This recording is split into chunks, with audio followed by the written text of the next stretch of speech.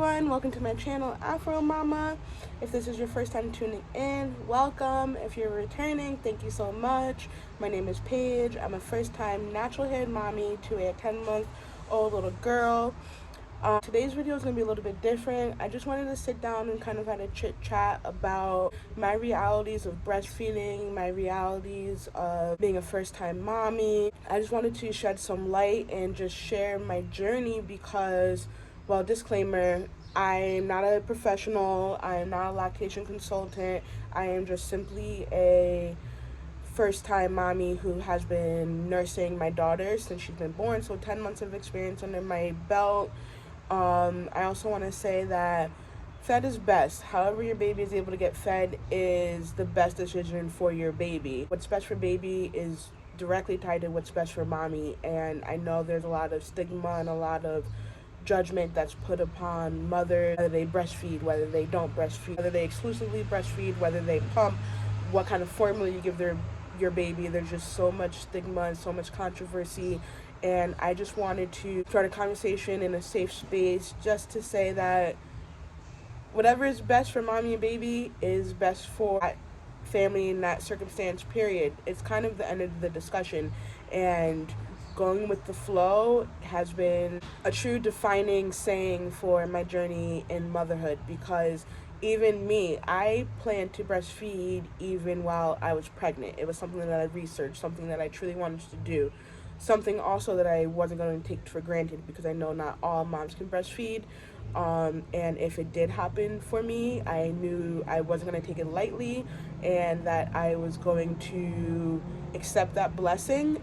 But by nature, I go with the flow. Becoming a mommy, that idea and that part of me has certainly been challenged, because going with the flow for myself is one thing, but going with the flow for another life that I am fully responsible for, and just questioning my decisions and just questioning if they're the best decision for her, has been challenging, and it has been something that I have really battled since the beginning of becoming a mother, because everything just happens at once. I want to speak for myself. I had all these months to prepare for the fact that I was going to be a mother and research and hear the stories of exactly what being a mommy and breastfeeding really meant and what comes with it. But it was a whole other story the moment that my daughter was delivered via C-section, because she was breached. So the moment that she was cut out of me and placed in my arms, it's a reality check that I could have never prepared for.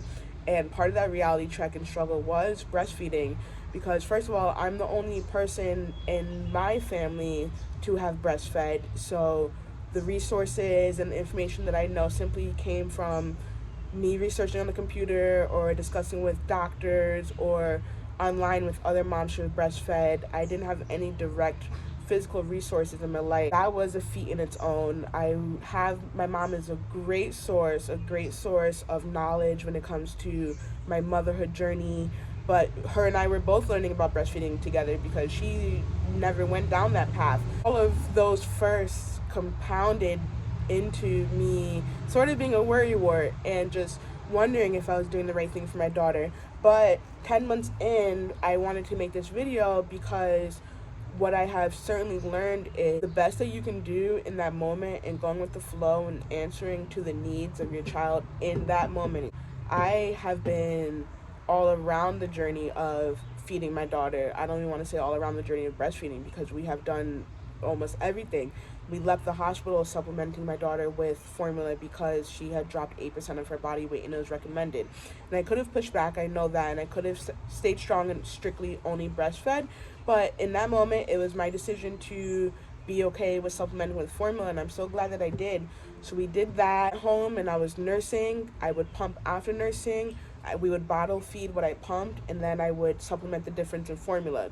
And we did that for a while. Began giving her formula overnight because the demands of having her nurse for an hour, putting her back to sleep, and then me only sleeping a half hour before it was time for her to feed again was just too demanding on my body and my mental, and I needed more sleep than that. Even if it was just a half hour more, I just needed it. So my answer to that in that moment was to give my daughter bottles when she would need her overnight feedings, and that provided me with a sense of peace and relief that the outcome of that was my daughter was still fed, still happy, and didn't even know the difference, except for that her mommy was more energized and had more to fill her up with.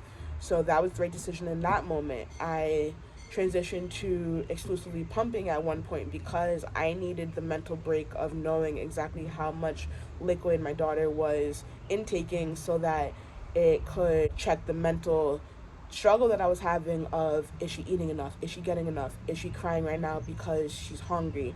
Is this because of this? Is this because of that? And that was really something that I was battling for so long, and it affected me mentally. So my answer to that in that moment was to begin to exclusively pump. And that brought me a lot of relief, and it brought me some ease, which gave me more energy again to fill up my daughter with.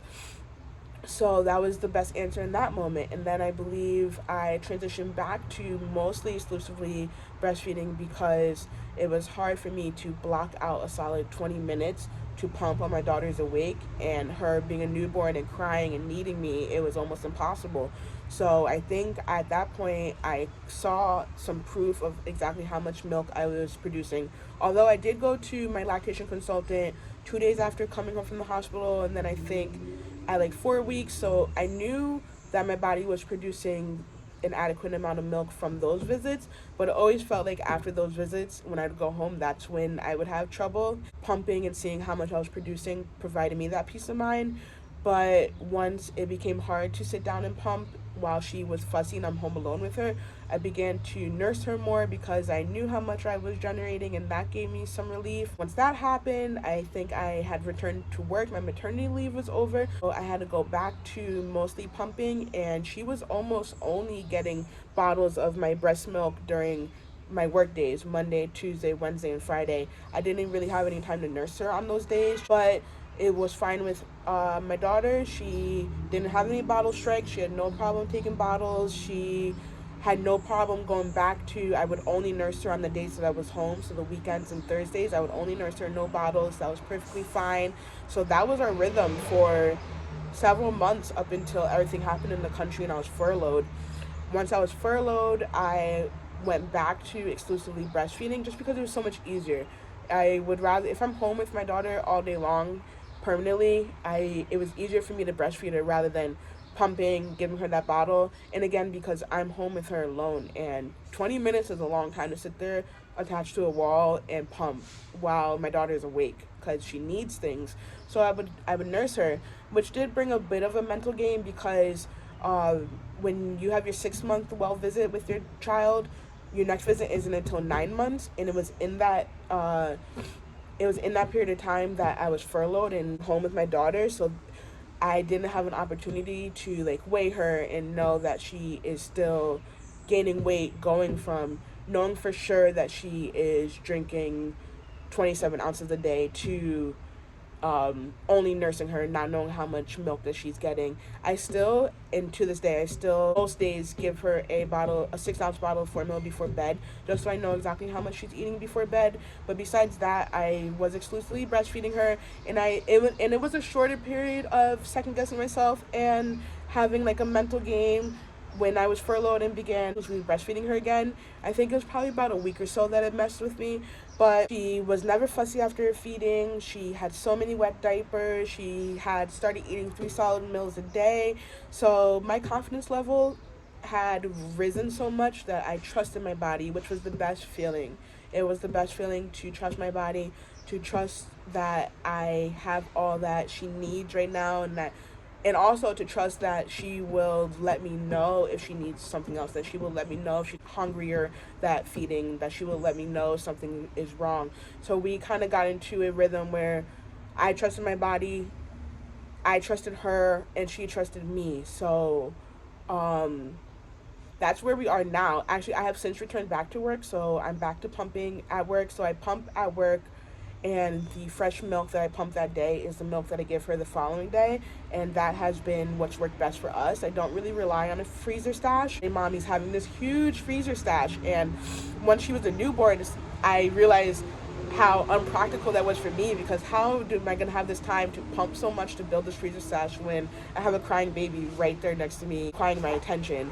So that has literally been our journey, and I just feel so blessed to be where we are right now in our journey and the confidence level that I have. And I just pray for this feeling on any mom who is going through the breastfeeding journey. I just hope that this video gives some insight and some information and some relief to at least one other person.